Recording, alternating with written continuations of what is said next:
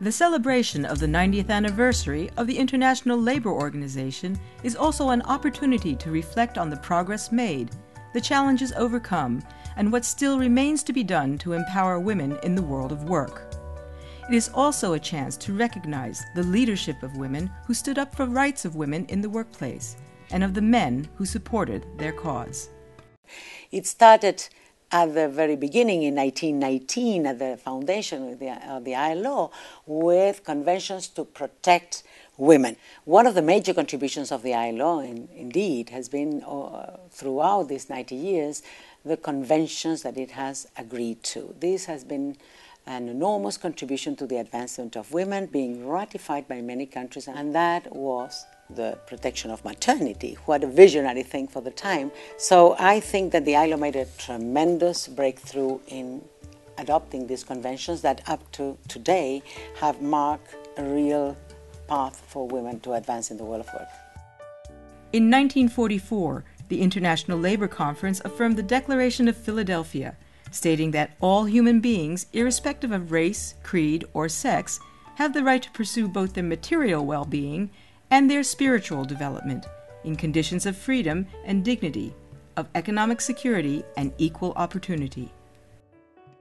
During the 50s, there was a strong emphasis on new conventions related to women in the world of work. A number of conventions were adopted at that time, not least on workers with family responsibilities, equal pay, and non-discrimination in the world of work. They remain the most, maybe the most ratified conventions up to date, and it came clearly out of the recognition that women were not enjoying equality of opportunity and treatment in the world of work, and most particularly the most blatant thing maybe was to see how differences in wages and salaries were at the time, and still keep with a significant gap, I would say, that we are trying to address every day. In the 1950s and 60s, as the membership of the ILO started to expand, technical cooperation programs were established to address the needs of the growing number of members from developing countries.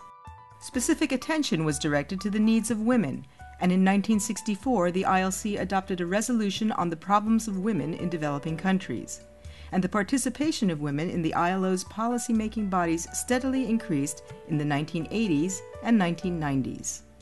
In 1981, the ILO Convention on Workers with Family Responsibilities recognized the rights of both men and women to find a balance between caring for their families and keeping good jobs.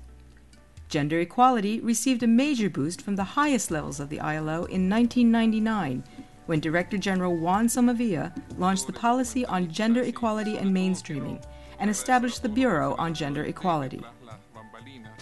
In recent years, prominent women from the world's political stage have addressed the ILC, further boosting women's visibility in leadership roles.